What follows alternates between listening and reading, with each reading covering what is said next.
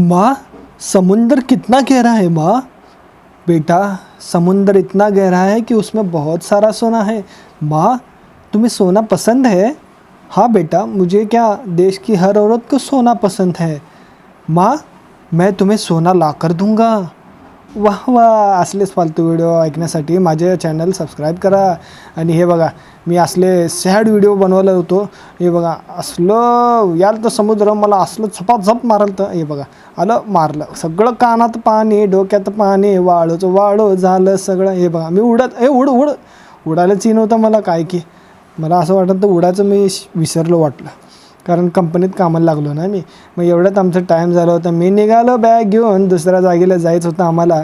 आणि तेवढ्यात माझा मित्र म्हणला, हेच सुरू झालं बघ याचं भंगारगिरी. हे बघा माझं बॉटम साईड असं दिसतंय आणि हे बघा मी असं दिसतोय. हे बघा ए आजा, हे बघा माझं स्टाईल, हे माझं लुक, माझं लेफ्ट प्रोफाईल, माझं राईट प्रोफाईल, माझं फ्रंट प्रोफाईल, माझं बॅक प्रोफाईल आणि मीच प्रोफाईल. आणि हे माझं चष्मा प्रोफाईल, माझं मागा मित्र मागं त्याचा प्रोफाईल. आणि हे बघा शिंपल्यांचे शोपीस नको, जीव अडकला सोन्यात. सोना 2 लाखापर्यंत जाणार आहे मित्रांनो, लवकर घेऊन ठेवा. सांगा म्हणलं समुद्रापाशी आणि सोन्याचं काय संबंध आहे. तर रॉकीबाई समुद्रामध्ये सोनं टाकलं होतं, ते भेटेल का म्हणून मी आलो होतो इथं. सोनं काय भेटलं नाही, शिंपल्या भेटत होते. शिंपल्या पण जिवंत हे असतात, प्राणी असतात, मला इथं गेल्यावर कळलं. कारण समुद्र बघणारा मी आमच्या खानदानातला पहिला माणूस आहे मित्रांनो. कारण हम है यहाँ के बादशाह, चला हवा येऊ द्या, असंच आहे आमच्याकडे.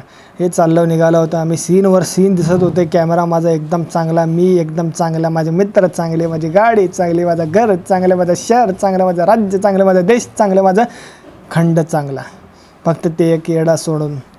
आणि हे पहा, मी दाखवा म्हणलं. एवढ्यात आम्ही निघालो तिथून, बास झालं म्हणलं, बास झालं, समुद्र किती बघायचं. तेवढ्यात आम्ही गेलो समुद्राच्या बाहेर निघून, एक मंदिर होतं तिथं आरती चालू होती, दर्शन घेतलं आणि निघालो दुसऱ्या ठिकाणी. गणपतीपुळेला भेटूया मित्रांनो पुढच्या व्हिडिओत.